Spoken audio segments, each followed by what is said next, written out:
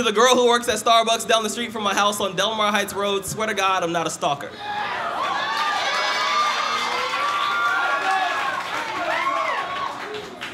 When I asked you for a chai latte, what I meant to say was, I was walking past, I saw you in the window, I came in here because I just had to know what your voice sounded like.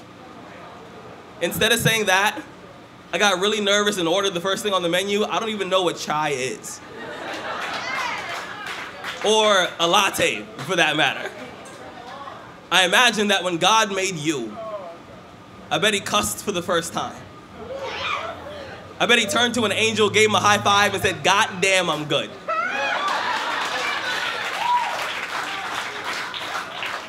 You were that beautiful. I spent the last 3 days trying to figure out how I'm going to introduce myself to you properly. I finally figured it out. It's going to be something like, "Hi." That's all I got so far. But I think it's a good start. I'm going to be honest, it's not often that I find myself eager to write about love. In fact, every time I try to write about love, my hands cramp, just to show me how painful love can be. Sometimes my pencils break just to prove to me that every now and then love takes a little more work than you planned.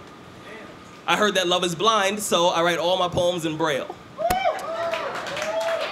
And my poems are never actually finished because true love is endless.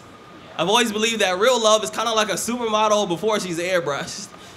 It's pure and imperfect, just the way that God intended. I'm gonna be honest, I'm not much of a love poet. But if I was to wake up tomorrow morning and decide that I was really gonna write about love, my first poem, it would be about you. About how I love you the same way I learned how to ride a bike. Scared, but reckless, with no training wheels or elbow pads so my scars can tell the story of how I fell for you. I'm gonna be honest, I'm not much of a love poet. But if I was, I'd write about how I see your face in every cloud and your reflection in every window. You see, I've written a million poems, hoping that somehow, maybe some way you'll jump out of the page and be closer to me, because if you were here right now, I would massage your back until your skin sings songs that your lips don't even know the words to. Until your heartbeat sounds like my last name and you smile like the Pacific Ocean. I want to drink the sunlight in your skin. If I was a love poet, I'd write about how you have the audacity to be beautiful even on days when everything around you is ugly. I'd write about your eyelashes and how they are like violin strings that play symphonies every time you blink. If I was a love poet, I'd write about how I'd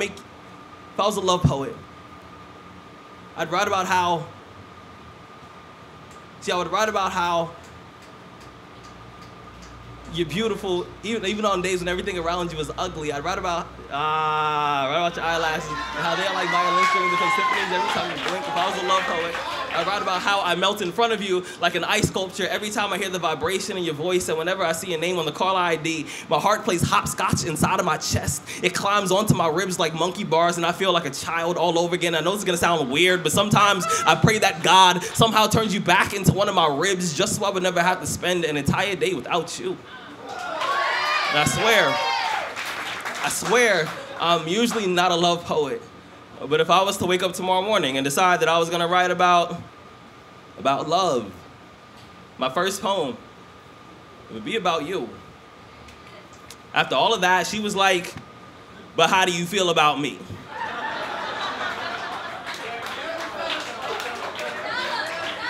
And I said, "Well, put it like this.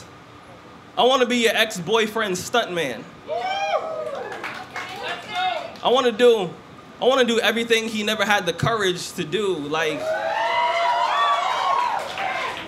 I want to do everything he never had the courage to do, like trust you. I swear that when our lips touch, I can taste the next 60 years of my life." See, last night I had a dream.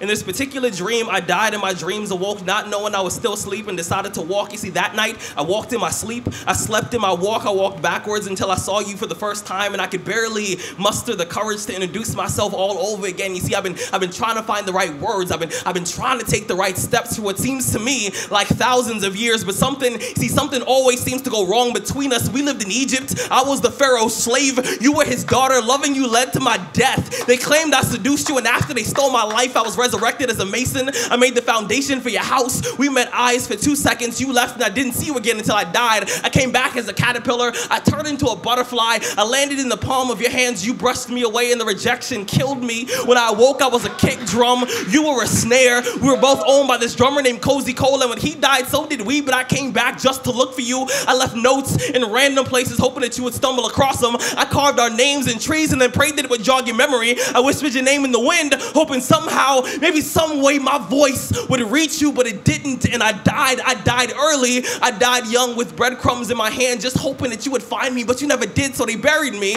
When they buried me, they put these coins over my eyes, and I used them as bus fare to get back to earth, just so I could look for you. That's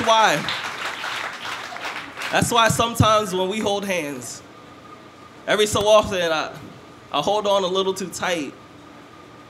I just don't want to lose you again. Yes! My mother told me, when you find the perfect woman, you gotta do whatever it takes to make sure she stays next to you. Thank you. Hey, Rudy.